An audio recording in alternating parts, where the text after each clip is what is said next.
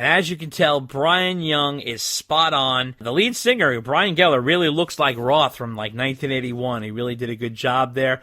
But Brian kills it as usual. It's obvious his Van Halen chops have not gone away.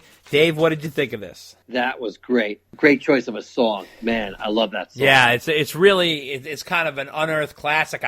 It's one of the ones I kind of wish Wolf had thrown into the set list, you know?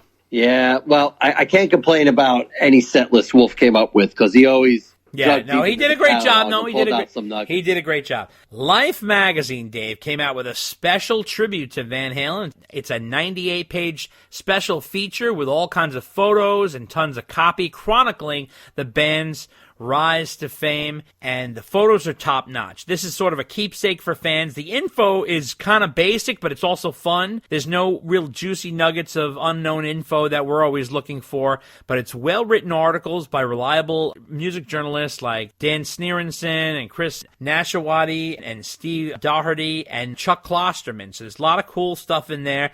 They have sidebar features on 1984, Van Halen 1 and 5150, as well as the Frankenstein guitar.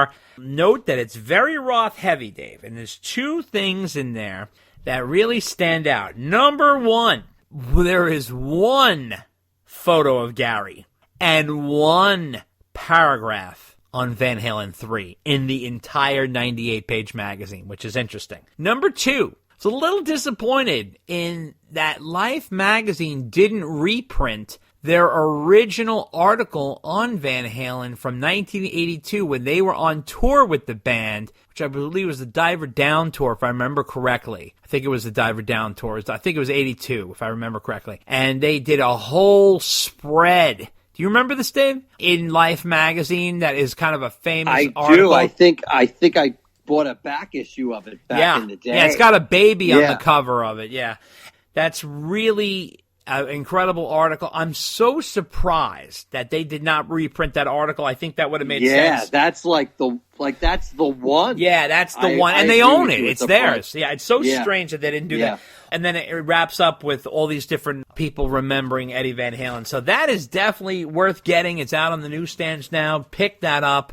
Any Van Halen fan's going to want that. Now, I know David... I don't know why you were so surprised that Van Halen 3 only got a page or two. No, it didn't get a page.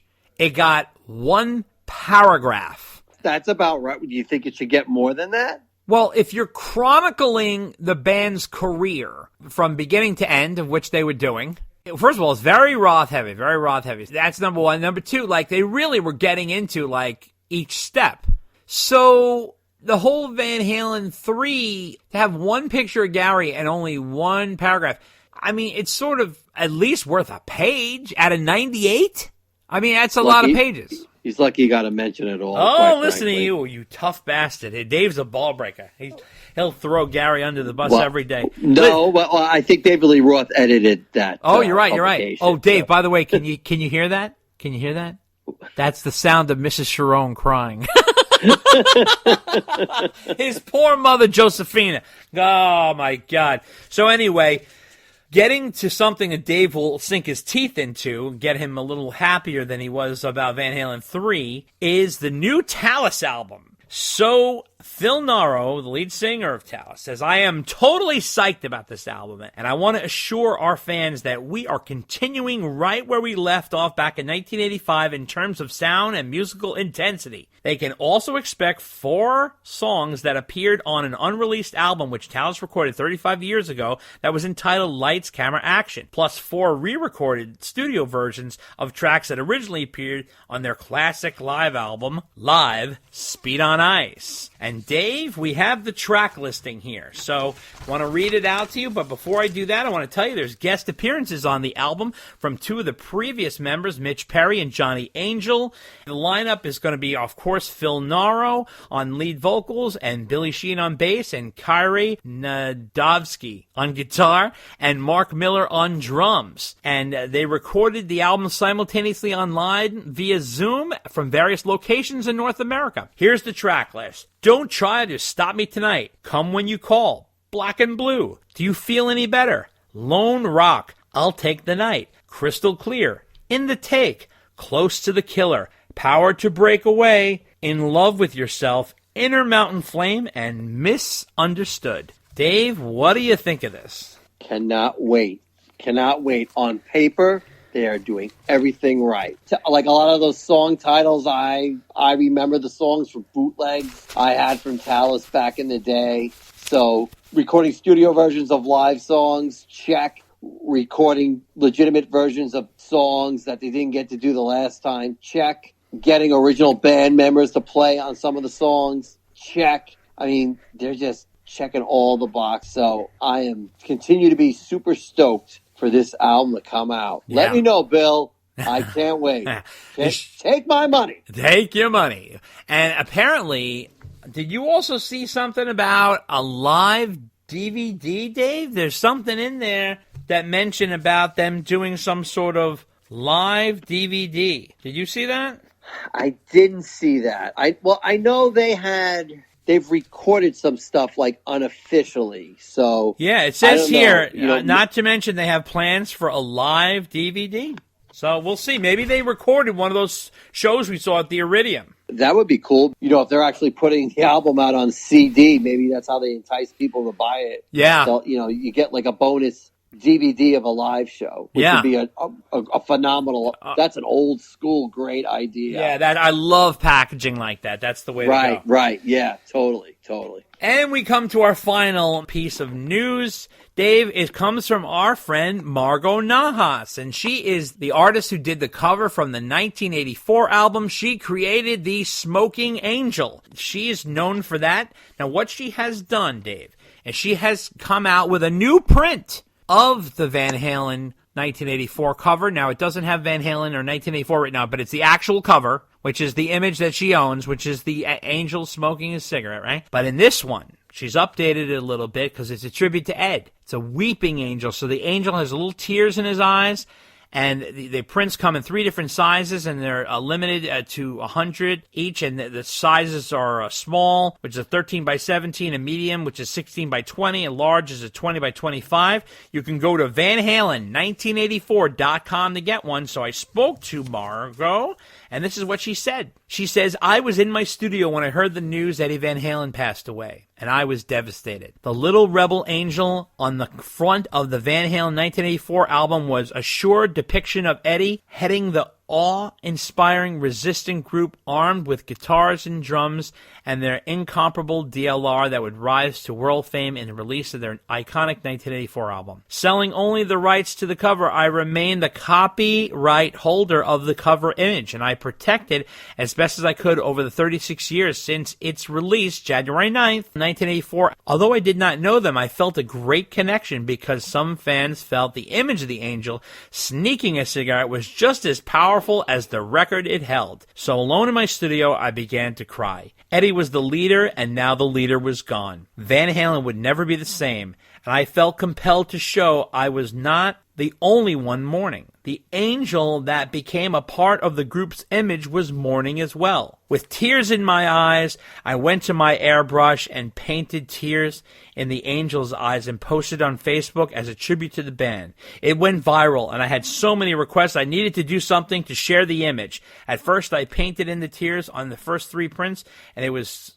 time-consuming and painfully sad for me. Then I decided to make limited edition tribute prints and put them on my website for Van Halen fans to purchase and share in sorrow. They are available along with the backstory on van-halen1984.com. And Margot was nice enough and kind enough to send Dave and I each one for our homes.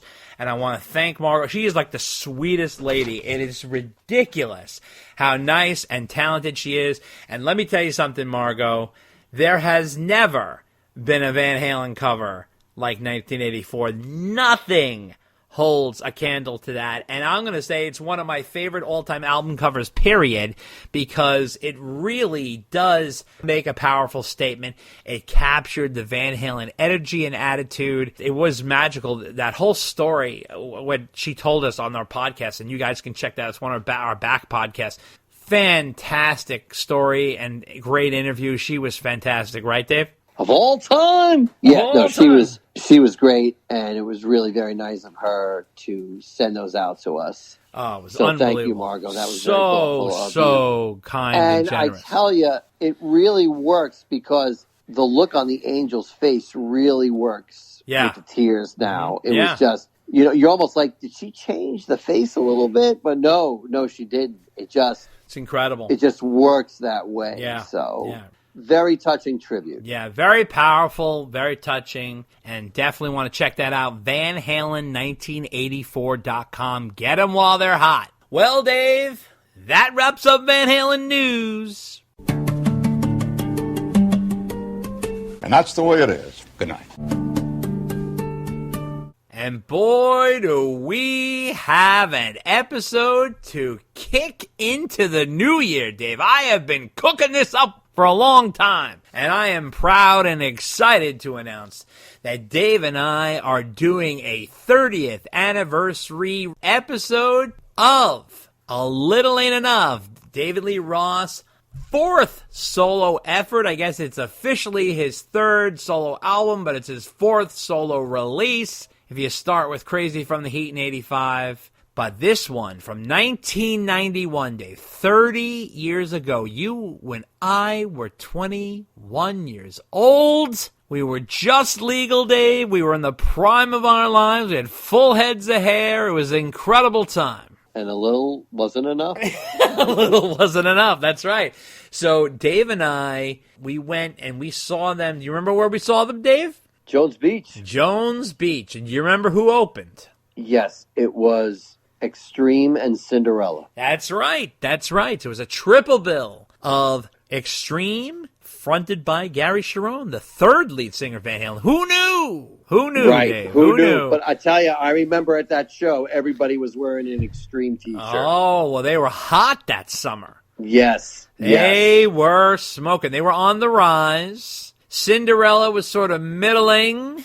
And David Lee Roth on his way down the calendar. So it was an interesting time. So what we're going to do is we have what I like to call the triple play. So Dave and I are going to do a full-blown deep dive discussion on the album. A Little Ain't Enough. We're going to pull it apart and put it back together again. Then we have an exclusive interview with guitarist Jason Becker. Now, of course, as we mentioned in Van Halen News, that Jason cannot speak because of his ALS. But that doesn't stop Jason. Just because he doesn't speak doesn't mean he doesn't do interviews. And just because he doesn't play guitar doesn't mean he still doesn't compose music, because this guy is a miracle. So we reached out to Jason's family, and Jason's family worked with us, and we submitted questions to Jason. Jason answered them, every single one of them that we sent, and Dave and I go back and forth, and we read the questions and the answers, and they're really interesting. He's really a cool guy, just as impressive as hell, and we couldn't do this A Little Ain't Enough special without Jason Becker, because he is the star of the album. But there's another star of the album, and that guy is guitarist Steve Hunter. Whoa, that's right. Did I say guitarist? That's right. David Lee Roth had two guitarists on A Little Ain't Enough, because why? A little ain't enough. So he went and got two guitarists. He has a totally different sort of sound here with a two-guitar attack. Steve is an incredible bluesy guitar player, gave Dave's album an incredible feel, and between the blues swagger of Steve Hunter mixed with the fire and heat of Jason Becker, it really came out to be quite a pairing. We do an interview with Jason, we do an interview with Steve, and Dave and I's discussion to make the incredible triple play for this 30th anniversary episode of A Little Ain't Enough. And it's all coming up next. Take a listen. When I disappear, I take the ZZ Top approach. I take the Stanley Kubrick approach. When I am gone, I is truly gone. You know, it's the idea of these days when you have videos and you have these worldwide tours. Geez, last tour we toured some 22 countries, just closest friends, you understand. Wow, the average life of an album used to be 100 days. Now with videos and everything, these things go on for 10 months, a year and a half. You tour the world, you got 4 singles happening and all with new clips, and et cetera, et cetera. So It's a little bit of, you got to leave for a while to clear your mind. I don't create well under the microscope, and somebody aims a camera at me, I'm going to perform. It's genetic. It's built in. It's biologically impossible for me not to go do a little soft shoe or whatever, So I remove myself completely from the public eye, and I don't create in the public eye. I find it's best when I can kind of go underground